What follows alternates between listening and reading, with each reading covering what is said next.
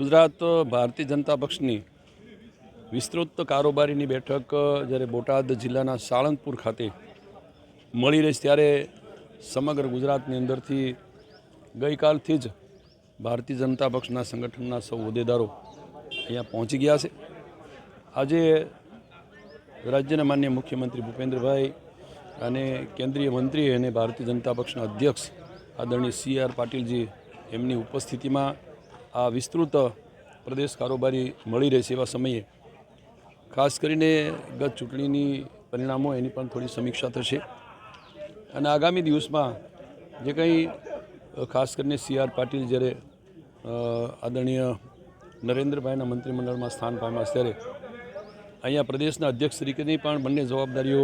સંભાળી શકે એવા છે, પણ છતાંય કદાચ એ અંગે પણ થોડી ચર્ચાઓ થશે અને આગામી દિવસમાં ફરી પાછું સંગઠન